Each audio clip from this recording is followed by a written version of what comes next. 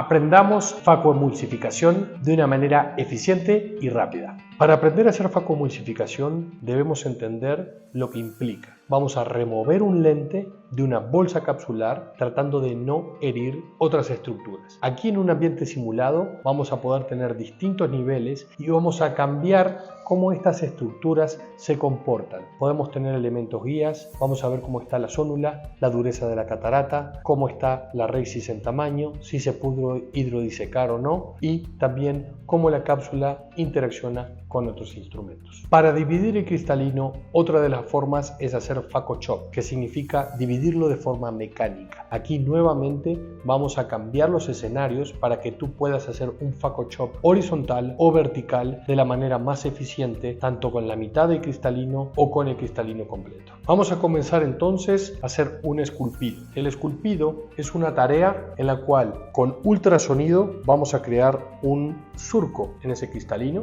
Vamos a avanzar en posición 3 y vamos a volver en posición 1. Es importante entender que el límite es, como ven aquí, la cápsulorhexis anterior. Es importante también entender que el ultrasonido va a ser entregado, como ven aquí, siempre en contacto con el cristalino.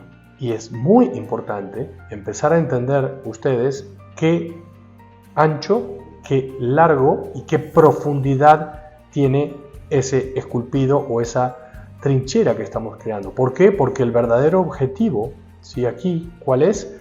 Es generar una trinchera de características correctas para luego ir con dos instrumentos a craquearlo. Otra cosa que voy a destacar aquí es cómo yo empiezo de forma superficial, me voy a ir en forma profunda debido a la anatomía del cristalino y luego me voy a superficializar nuevamente. ¿Ok? Muchas cosas a tener en cuenta en el esculpido. Luego lo vamos a rotar, tratando de no traccionar la zónula y nuevamente en contacto con el cristalino, posición 3, me voy a 1, posición 3 en contacto con el cristalino, me detengo en la cápsula y luego voy a ir, como les decía, en contacto con el cristalino, avanzando con 3 a fondo, ¿sí? Entendiendo que el cristalino es más profundo en la parte central que en la periférica y ahí hemos logrado una trinchera de características correctas. Luego vamos a ir a craquearlo. Para eso requerimos dos instrumentos que vayan profundo en ese esculpido y se separen de manera uniforme y los vectores se opongan. Ahí hemos fracturado la mitad del cristalino de forma perfecta. Es importante destacar que yo antes de fracturar estoy viendo las características del esculpido, elijo ese esculpido correcto, me voy profundo y ahí es donde separo. ¿Ok? Siempre teniendo en cuenta que no quiero estresar la zona. Aquí ya está fracturado y aquí miren qué interesante, como este era el fragmento subincisional, ese esculpido no tiene las características correctas, entonces tengo que evaluarlas y tengo que decir no son correctas, tengo que mejorarlas. Lo hago más profundo, hago unas paredes más verticales que puedan transmitir ese vector y ahí voy a fracturar de vuelta. He fracturado el cristalino de forma perfecta. Luego ahora vamos a pasar, es importante, a la parte de cuadrantes, ¿sí? En cuadrantes lo que vamos a hacer aquí es extraer esos 4 fragmentos. Para extraer esos 4 fragmentos tenemos que hablar de los principios claves de la extracción de cuadrantes. ¿Cuáles son? Son 2 grandes. El primero es la zona de seguridad. Es una zona en tercera dimensión que está en el centro del ojo, que es solamente el lugar donde voy a entregar ultrasonido. No voy a entregar ultrasonido de forma periférica. Lo segundo es cómo voy a tener lo que se llama el sweet spot en faco, que significa el punto dulce en el cual yo solo voy a ir en posición 2 a ocluirlo. Van a ver cómo ese vacío sube.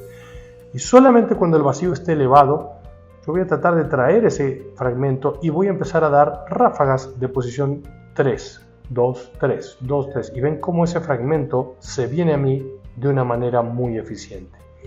Algo incorrecto sería dar mucho ultrasonido y que ese fragmento, ¿sí?, haga lo que se llama el chattering y que lo repulse por hacer un ultrasonido muy elevado.